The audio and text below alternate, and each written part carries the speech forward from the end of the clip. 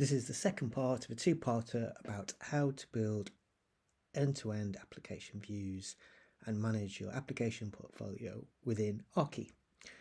So as you can see from the first video, I've now added a further two applications. I've started to structure the picture using some visualization grouping, and you can see it starts to become quite a nice picture to look at. I've used this at scale, 150 applications. It worked well.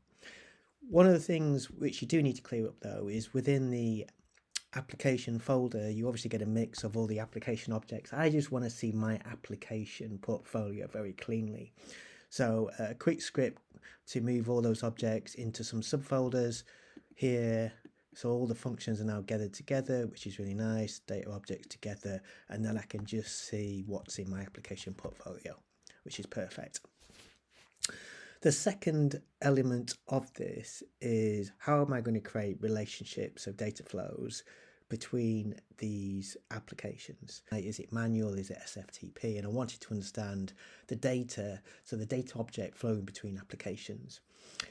The second point, at scale, when you've got 160 applications, some of these applications may have 20 to 30 inbound, outbound connections. When you're trying to do that on a diagram, it becomes unworkable. You just cannot see the connections because there's just so many.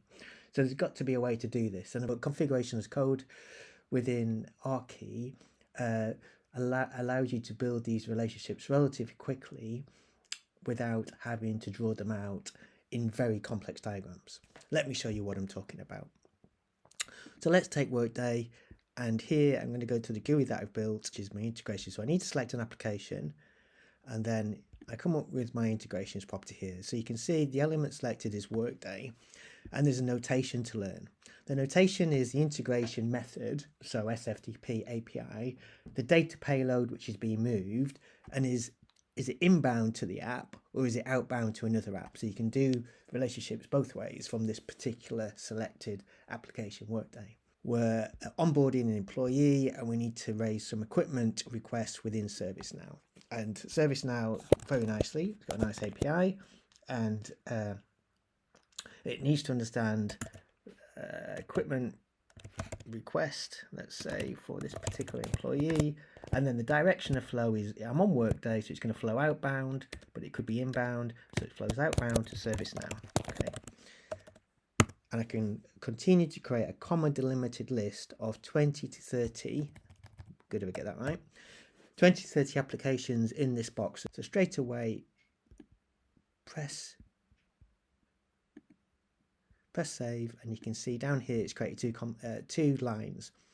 One of them is my data flow, and you can see that it's also indexed it. It's got a 1 on there, and then this one is quite faint, and that's the way I wanted it, is the integration style, which is API. But also on here, it's created an application interface automatically with the same index number. So I can see now visually on ServiceNow how is data coming into this application. It's coming into this application using APIs or SFTP, or it's manually being loaded. I can start to build up this interface catalog of approaches that I'm using on each of the applications. I don't actually need this line any longer. I can actually remove it. And there's a little tick box on the GUI to say do not show it. Because pretty much I've got that in there. Sometimes I'll only know the integration approach and I won't know the data payload, and I'd like to keep that line. So let's have another go.